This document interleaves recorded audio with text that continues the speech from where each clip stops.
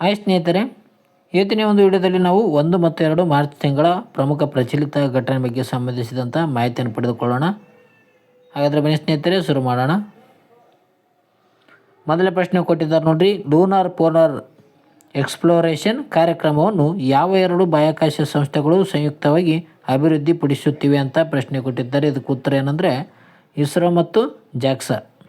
ಭಾರತ ದೇಶದ ಇಸ್ರೋ ಮತ್ತು ಜಪಾನ್ ದೇಶದ ಜಾಕ್ಸಾ ಏನು ಮಾಡಿದ್ದಾವೆ ಅಂದರೆ ಈ 2 ಸಂಸ್ಥೆಗಳು ಸೇರಿಕೊಂಡಿಗೆಸಿಂದ ಲೂನಾರ್ ಪೋಲಾರ್ ಎಕ್ಸ್ಪ್ಲೋರೇಷನ್ ಒಂದು ಕಾರ್ಯಕ್ರಮವನ್ನು ಪ್ರಾರಂಭ ಮಾಡಿದ್ದಾವೆ. ಯಾಕೆಂದರೆ ಚಂದ್ರನ ದಕ್ಷಿಣ ಧ್ರುವದ ಅನ್ವೇಷಣೆ ಮಾಡಲು ಇದು ಸಹಕಾರಿಯಾಗಿದೆ ನೋಡಿ. ಇಸ್ರೋ ಲ್ಯಾಂಡರ್ ನೀಡಿದರೆ ಜಾಕ್ಸಾ ರೋವರ್ ನೀಡಲಿದೆ. ಭಾರತ ದೇಶದ ಇಸ್ರೋ ಏನು ಮಾಡ್ತಾಯಿದೆ ಅಂದರೆ ಲ್ಯಾಂಡರನ್ನು ನೀಡ್ತಾ ಇದೆ. ಜಪಾನ್ ದೇಶದ ಜಾಕ್ಸಾ ರೋವರನ್ನು ನೀಡಲಿದೆ ನೋಡಿ. ರೋವರ್ನಿಂದ ನೀರಿನ ಅಂಶಗಳ ಹುಡುಕಾಟ ನಡೆಸಲಿದ್ದಾರೆ ಇದರ ಸಹಯೋಗದೊಂದಿಗೆ. ಅದೇ ರೀತಿಯಾಗಿ ಪ್ರಮುಖ ಅಂಶ ಇದೆ ನೋಡಿ. ಇಸ್ರೋ ಸ್ಥಾಪನೆಯಾಗಿದ್ದು 1969ರಲ್ಲಿ. ಅದೇ ರೀತಿಯಾಗಿ ಇದು ಜಾಕ್ಸಾ ಜಪಾನ್ ದೇಶದ ಬಾಹ್ಯಾಕಾಶ ಸಂಸ್ಥೆಯಾಗಿದೆ ನೋಡಿ. ಮುಂದಿನ ಒಂದು ನೋಡೋಣ. ಮುಂದಿನ ಒಂದು ನ್ಯೂಸು ಕೊಟ್ಟಿದ್ದಾರೆ. ಕೈಗಾ ಅಣು ವಿದ್ಯುತ್ ಸ್ಥಾವರದ 5 ಮತ್ತು 6ನೇ ಘಟಕಕ್ಕೆ ನಿರ್ಮಾಣಕ್ಕೆ ಅಡಿಪಾಯ ಹಾಕಿದ ದಿನಾಂಕ ಯಾವುದು ಅಂತ ಕೇಳಿದ್ದಾರೆ ನೋಡ್ರಿ. ಸರಿಯಾದ ಉತ್ತರ ಮಾರ್ಚ್ 1, 2026. ಸ್ಥಳ ಎಲ್ಲಪ್ಪ ಅಂತಂದರೆ ಉತ್ತರ ಕನ್ನಡ ಜಿಲ್ಲೆಯ ಕರ್ನಾಟಕದ ಉತ್ತರ ಕನ್ನಡ ಜಿಲ್ಲೆಯಲ್ಲಿ ಈ ಒಂದು ಕೈಗಾ ಅಣು ವಿದ್ಯುತ್ ಸ್ಥಾವರದ 5 ಮತ್ತು 6ನೇ ಘಟಕಕ್ಕೆ ನಿರ್ಮಾಣಕ್ಕೆ ಅಡಿಪಾಯ ಹಾಕಿದ್ದಾರೆ. ರಿಯಾಕ್ಟರ್ ಮಾದರಿ ಯಾವ ರೀತಿ ಇದೆ ಅಂದರೆ ಇದು ಪ್ರೆಷರ್ಡ್ ಹೆವಿ ವಾಟರ್ ರಿಯಾಕ್ಟರ್ 700% ಅಷ್ಟಿದೆ ನೋಡಿ.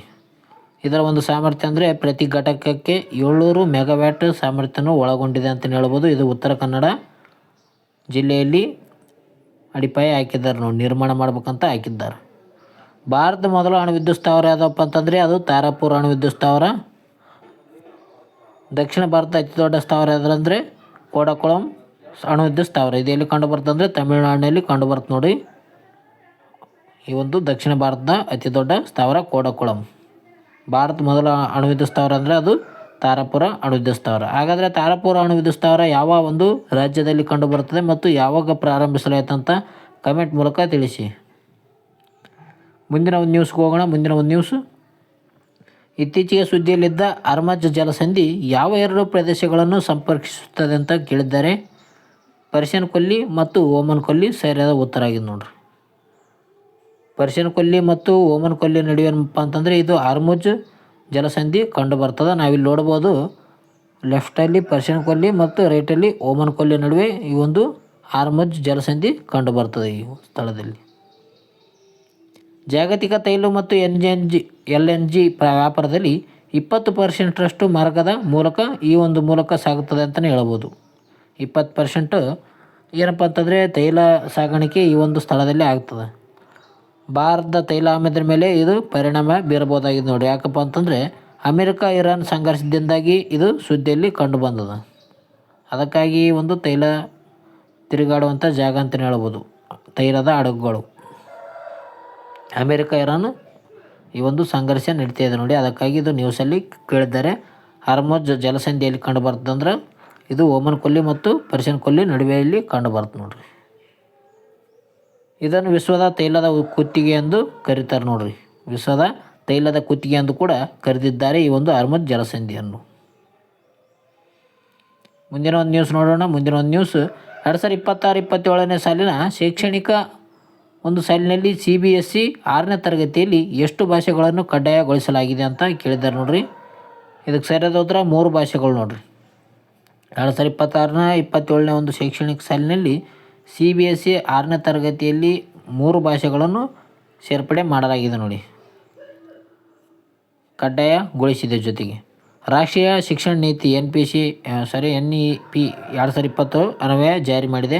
ನ್ಯಾಷನಲ್ ಎಜುಕೇಷನ್ ಪಾಲಿಸಿ ಅಂತ ಹೇಳ್ತೀವಿ 2020, ಅದರ ಅನ್ವಯ ಮಾಡಿಕೊಳ್ಳಲಾಗಿದೆ ನೋಡ್ರಿ.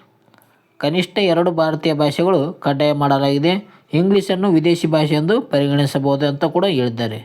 ಇಂಗ್ಲೀಷನ್ನು ವಿದೇಶಿ ಭಾಷೆ ಎಂದು ಪರಿಗಣಿಸಲಾಗಿದೆ. 2 ಕನಿಷ್ಠ ಭಾರತೀಯ ಭಾಷೆಗಳಿರ್ತವೆ ನೋಡ್ರಿ. ಈ ಒಂದು 2026-27ನೇ ಒಂದು ಶೈಕ್ಷಣಿಕ CBSE 6ನೇ ತರಗತಿ ಭಾಷೆಗಳು. ನ್ಯಾಷನಲ್ ಎಜುಕೇಷನ್ ಪಾಲಿಸಿ 2020 ಕರಡು ಸಮಿತಿಯ ಅಧ್ಯಕ್ಷರು ಯಾರಾಗಿದ್ರಪ್ಪ ಅಂತಂದರೆ K. ಕಸ್ತೂರಿ ರಂಗನ್ ಅವರು 2020 ಒಂದು ನ್ಯಾಷನಲ್ ಎಜುಕೇಷನ್ ಪಾಲಿಸಿಯ ಅಧ್ಯಕ್ಷರಾಗಿರ್ತಾರೆ. ಈ ಒಂದು ಪ್ರಶ್ನೆ ಆಗಿದೆ ನೋಡಿ. ನ್ಯಾಷನಲ್ ಎಜುಕೇಷನ್ ಪಾಲಿಸಿ ಅಧ್ಯಕ್ಷರು ಯಾರಾಗಿದ್ರು ಅಂದರೆ ಕೆ ಕಸ್ತೂರಿ ರಂಗನ್. ಮುಂದಿನ ಒಂದು ನ್ಯೂಸ್ಗೆ ಹೋಗೋಣ. ಮುಂದಿನ ಒಂದು ನ್ಯೂಸ್ 2026 ಫೆಬ್ರವರಿ ತಿಂಗಳ GST ಸಂಗ್ರಹಣೆ ಎಷ್ಟು ಕೋಟಿ ತಲುಪಿದೆ ಅಂತ ಕೊಟ್ಟಿದ್ದಾರೆ. ಇದಕ್ಕೆ ಸರಿಯಾದ ಉತ್ತರ 1.83 ಲಕ್ಷ ಕೋಟಿ ತಲುಪಿತ್ತು ನೋಡ್ರಿ. ಎಷ್ಟು? 1.83 ಲಕ್ಷ ಕೋಟಿ ಇದು ತಲುಪಿದೆ ಅಂತಲೇ ಹೇಳ್ಬೋದು. ಕಳೆದ ವರ್ಷ ಹೋಲಿಸಿದರೆ 8.1% ಏರಿಕೆ ಆಗಿದೆ ನೋಡ್ರಿ. ಅಂದರೆ ಹೋದ ವರ್ಷ 2025 ಹೋಲಿಸಿದರೆ 8.1% ಅಷ್ಟು ಏರಿಕೆಯನ್ನು ಕಂಡಿದೆ. ಒಟ್ಟು 2026 ಆರ್ಥಿಕ ವರ್ಷದ ಸಂಗ್ರಹಣೆ ಎಷ್ಟಪ್ಪ ಅಂತಂದರೆ 20.27 ಲಕ್ಷ ಕೋಟಿ ಈ ಒಂದು GST ಸಂಗ್ರಹಣೆ ಆಗಿದೆ ಅಂತಲೇ ಹೇಳ್ತೀವಿ. ಅತಿ ಹೆಚ್ಚು ಸಂಗ್ರಹಣೆ ಮಾಡಿದಂಥ ರಾಜ್ಯ ಯಾವುದಪ್ಪ ಅಂತಂದರೆ ಮಹಾರಾಷ್ಟ್ರ ರಾಜ್ಯ ನೋಡ್ರಿ. ಮಹಾರಾಷ್ಟ್ರ ರಾಜ್ಯ ಅತಿ ಹೆಚ್ಚು GST ಸಂಗ್ರಹಣೆ ಮಾಡಿರುವಂಥ ರಾಜ್ಯವಾಗಿದೆ. ಅದೇ ರೀತಿಯಾಗಿ GSTಗೆ ಜಾರಿ ಬಂದಿದೆ ಯಾವಪ್ಪ ಅಂತಂದರೆ 2017 ಜುಲೈ 1ನೇ ತಾರೀಕು ಜಾರಿಗೆ ಬಂದದ. ಸಂವಿಧಾನದ ತಿದ್ದುಪಡಿ ಅಂದರೆ 101ನೇ ತಿದ್ದುಪಡಿಗೆ GSTಗೆ ಸಂಬಂಧಿಸಿದೆ ನೋಡ್ರಿ. 101ನೇ ತಿದ್ದುಪಡಿ ಏನಪ್ಪ ಅಂತಂದರೆ GSTಗೆ ಸಂಬಂಧಿಸಿದ. ಓಕೆ, ಇವು ಪ್ರಮುಖ ಮಾಹಿತಿ ಅವ ನೋಡ್ರಿ. ಮುಂದಿನ ಒಂದು ನ್ಯೂಸ್ ನೋಡೋಣ. ಮುಂದಿನ ಒಂದು ನ್ಯೂಸ್, ವನ್ಯಜೀವಿಗಳ ಚಲನವಲನ ಪತ್ತೆ ಹಚ್ಚಲು ಯಾವ ಹುಲಿ ಸಂರಕ್ಷಿತ ಪ್ರದೇಶದಲ್ಲಿ ಥರ್ಮಲ್ ಕ್ಯಾಮ್ರಾ ಅಳವಡಿಸಲಾಗಿದೆ ಅಂತ ಕೇಳ್ಯಾರ. ಸರಿಯಾದ ಉತ್ತರ ಬಂಡೀಪುರ ಹುಲಿ ಸಂರಕ್ಷಿತ ಪ್ರದೇಶ. ವಿಶೇಷವಾಗಿ ಗೋಪಾಲಸ್ವಾಮಿ ಬೆಟ್ಟ ವಲಯದಲ್ಲಿ ಇದನ್ನು ಅಳವಡಿಕೆ ಮಾಡಲಾಗಿದೆ. AI ತಂತ್ರಜ್ಞಾನ ಬಳಕೆಯನ್ನು ಮಾಡಲಾಗಿದೆ ನೋಡಿ. ಹಗಲಿನಲ್ಲಿ 20 ಕಿಲೋಮೀಟ್ರ್ ಮತ್ತು ರಾತ್ರಿಯಲ್ಲಿ 5 ಕಿಲೋಮೀಟ್ರ್ ವ್ಯಾಪ್ತಿಯನ್ನು ಇದು ಒಳಗೊಂಡಿರ್ತದೆ. AI ಅಂದರೆ ಆರ್ಟಿಫಿಷಿಯಲ್ ಇಂಟೆಲಿಜೆನ್ಸ್ ತಂತ್ರಜ್ಞಾನ ಮೂಲಕ ಈ ಒಂದು ಹುಲಿ ಸಂರಕ್ಷಿತ ಪ್ರದೇಶದಲ್ಲಿ ಥರ್ಮಲ್ ಕ್ಯಾಮ್ರಾವನ್ನು ಅಳವಡಿಕೆ ಮಾಡಲಾಗಿದೆ ನೋಡ್ರಿ. ಅದೇ ರೀತಿಯಾಗಿ ಬಂಡೀಪುರ ರಾಷ್ಟ್ರೀಯ ಉದ್ಯಾನವನ ಸ್ಥಾಪನೆ ಆಗಿದೆ ಯಾವಾಗಪ್ಪ ಅಂತಂದರೆ 1974 ಪ್ರಾಜೆಕ್ಟ್ ಟೈಗರ್ ಅಡಿಯಲ್ಲಿ ಇದನ್ನು ಸ್ಥಾಪನೆ ಮಾಡಿದ್ದಾರೆ ಬಂಡೀಪುರ ರಾಷ್ಟ್ರೀಯ ಉದ್ಯಾನವನ. ಮುಂದಿನ ಒಂದು ನ್ಯೂಸ್ ನೋಡೋಣ. ಮುಂದಿನ ಒಂದು ನ್ಯೂಸ್, 2025 ಒಂದು ವಿಶ್ವ ಬಾಕ್ಸಿಂಗ್ ಚಾಂಪಿಯನ್ಶಿಪ್ನಲ್ಲಿ ಆತಿಥ್ಯ ವಹಿಸಿದ ದೇಶ ಯಾವುದು ಅಂತ ಕೊಟ್ಟಿದ್ದಾರೆ. ಇದಕ್ಕೆ ಸರಿಯಾದ ಉತ್ತರ ಯುನೈಟೆಡ್ ಕಿಂಗ್ಡಮ್ನ ಒಂದು ಲಿವರ್ಪೂಲ್ನಲ್ಲಿ ಈ ಒಂದು 2025 ವಿಶ್ವ ಬಾಕ್ಸಿಂಗ್ ಚಾಂಪಿಯನ್ಶಿಪ್ ಆತಿಥ್ಯ ವಹಿಸಿದೆ ನೋಡಿ. UK ಏನಪ್ಪ ಅಂತಂದರೆ ಈ ಒಂದು ಬಾಕ್ಸಿಂಗ್ ಚಾಂಪಿಯನ್ಶಿಪ್ ಆತಿಥ್ಯ ರಾಷ್ಟ್ರ. ಭಾರತ 20 ಸದಸ್ಯ ತಂಡ ಭಾಗವಹಿಸಿದೆ. ಇದರಲ್ಲಿ ಪ್ರಮುಖ ಕ್ರೀಡಾಪಟುಗಳು ಯಾರಪ್ಪ ಅಂತಂದರೆ ನಿಖಿತ್ ಜರೀನ್ ಮತ್ತು ಲಲಿನಾ ಬೋರ್ಗೊಹೈನ್ ಅವರು ಏನಪ್ಪ ಅಂತಂದರೆ ಈ ಒಂದು ಬಾಕ್ಸಿಂಗ್ ಚಾಂಪಿಯನ್ಶಿಪ್ನ ಪ್ರಮುಖ ಕ್ರೀಡಾಪಟುಗಳಾಗಿದ್ದಾರೆ. ನಿಖಿತ್ ಜರೀನ್ ಮತ್ತು ಲವ್ಲಿನಾ ಬೋರ್ಗೊಹೈನ್ ಅಂತ ಕೂಡ ಕರೀತಾರೆ ನೋಡಿ. ಲಲಿನಾ ಬೋರ್ಗೊಹೈನ್ ಅವರು. ಬಾಕ್ಸಿಂಗ್ಗೆ ಸಂಬಂಧಿಸಿದಂಥ ಪದಗಳು ಇವು ಕೂಡ ಒಂದು ಎಕ್ಸಾಮ್ನಲ್ಲಿ ಕೇಳುವಂಥ ಸಾಧ್ಯತೆ ಇರುತ್ತೆ ನೋಡಿರಿ. ಬಾಕ್ಸಿಂಗ್ಗೆ ಸಂಬಂಧಿಸಿದಂಥ ಪದಗಳು ಕೊಟ್ಟಿದ್ದಾರೆ ನೋಡಿ. ನಾಕೌಟ್, ಜಬ್, ಹುಕ್, ಅಪ್ರಕೌಟ್ ಇವೇನಪ್ಪ ಅಂತಂದರೆ ಇವು ಬಾಕ್ಸಿಂಗ್ಗೆ ಸಂಬಂಧಿಸಿದಂಥ ಪದಗಳಾಗಿವೆ ನೋಡಿ. Upper cut. ಮುಂದಿನ ನ್ಯೂಸ್ ನೋಡೋಣ. 2025 ಒಂದು ಆಕಾನ್ ಪ್ರಶಸ್ತಿಯನ್ನು ಯಾವ ಕ್ಷೇತ್ರಕ್ಕೆ ನೀಡಲಾಗುತ್ತದೆ? ಆಕಾನ್ ಪ್ರಶಸ್ತಿ ಯಾವ ಕ್ಷೇತ್ರಕ್ಕೆ ನೀಡಲಾಗುತ್ತೆ ಅಂತ ಕೊಟ್ಟಿದ್ದಾರೆ. ಇದಕ್ಕೆ ಸರಿಯಾದ ಉತ್ತರ ವಾಸ್ತುಶಿಲ್ಪ ನೋಡ್ರಿ. ಪ್ರಶಸ್ತಿ ಪ್ರದಾನ ಸಮಾರಂಭ ನಡೀತಿದೆ ಎಲ್ಲಪ್ಪ ಅಂತಂದರೆ ಬಿಸ್ಕೆಟ್ನಲ್ಲಿ, ಅಂದರೆ ಕಿರ್ಗಿಸ್ತಾನದ ಒಂದು ಬಿಸ್ಕೆಟ್ನಲ್ಲಿ ಏನಪ್ಪ ಅಂತಂದರೆ ಈ ಒಂದು 2025 ಒಂದು ಆಕಾನ್ ಪ್ರಶಸ್ತಿಯನ್ನು ನೀಡುತ್ತಿದ್ದಾರೆ. ಈ ಬಾರಿ ಭಾರತದ ಯಾವುದೇ ಯೋಜನೆ ಅಂತಿಮ ಪಟ್ಟಿ ಆಯ್ಕೆಯಾಗಿಲ್ಲ. ಈ ಒಂದು ಆಕಾನ್ ಪ್ರಶಸ್ತಿಯಲ್ಲಿ ಭಾರತದ ದೇಶದ ಒಂದು ಯಾವುದೇ ಒಂದು ಅಂತಿಮ ಪಟ್ಟಿಯಲ್ಲಿ ಆಯ್ಕೆಯಾಗಿಲ್ಲ ಅಂತ ಹೇಳ್ಬೋದು. ವಾಸ್ತುಶಿಲ್ಪಕ್ಕೆ ನೀಡುವ ವಿಶ್ವದ ಅತ್ಯುನ್ನತ ಗೌರವ ಯಾವುದಪ್ಪ ಅಂತಂದರೆ ಪ್ರಿಟ್ಜರ್ ಪ್ರಶಸ್ತಿ. ಇದೇನಪ್ಪ ಅಂತಂದರೆ ವಾಸ್ತುಶಿಲ್ಪಕ್ಕೆ ನೀಡುವ ವಿಶ್ವದ ಅತ್ಯಂತ ಗೌರವ ಪ್ರಶಸ್ತಿ ಆಗಿದೆ ನೋಡಿರಿ. ಮುಂದಿನ ನ್ಯೂಸ್, ಇತ್ತೀಚೆಗೆ ಸುದ್ದಿಯಲ್ಲಿದ್ದ ಕೋಯ ಜನಾಂಗ ಮುಖ್ಯವಾಗಿ ಯಾವ ನದಿ ತೀರದಲ್ಲಿ ಕಂಡು ಬರುತ್ತಾರೆ? ನೋಡಿರಿ, ಜನಾಂಗದ ಬಗ್ಗೆ ಕೂಡ ಕೇಳ್ತಾರೆ. ಕೋಯ ಜನಾಂಗ ಯಾವ ಒಂದು ನದಿಯ ತೀರದಲ್ಲಿ ಕಂಡು ಬರುತ್ತೆ ಅಂತ ಕೇಳಿದ್ರೆ ಗೋದಾವರಿ ನದಿ ತೀರ. ಈ ಒಂದು ಕೋಯ ಜನಾಂಗಗಳು ಯಾವ ರಾಜ್ಯಗಳಲ್ಲಿ ಕಂಡು ಬರ್ತಾರೆ ಅಂದರೆ ಆಂಧ್ರ ಪ್ರದೇಶ, ತೆಲಂಗಾಣ, ಛತ್ತೀಸ್ಗಢ ಮತ್ತು ಒಡಿಶಾ ರಾಜ್ಯಗಳಲ್ಲಿ ಕೋಯ ಜನಾಂಗಗಳು ಅತಿ ಹೆಚ್ಚಾಗಿ ಕಂಡು ಬರ್ತಾರೆ. ಇವರು ತಮ್ಮನ್ನೇನಪ್ಪ ಅಂತಂದರೆ ಕೊಯ್ಯುತ್ತೂರು ಎಂದು ಕರೆದುಕೊಳ್ಳುತ್ತಾರೆ ನೋಡ್ರಿ. ಕೋಯ ಜನಾಂಗದವರು ತಮ್ಮನ್ನು ತಾವು ಕೊಯ್ತೂರು ಎಂದು ಕರೆದುಕೊಳ್ಳುತ್ತಾರೆ. ಭಾರತದ ಅತಿ ದೊಡ್ಡ ಬುಡಕಟ್ಟು ಯಾವುದಪ್ಪ ಅಂತಂದರೆ ಬಿಲ್ ಮತ್ತು ಗೊಂಡ.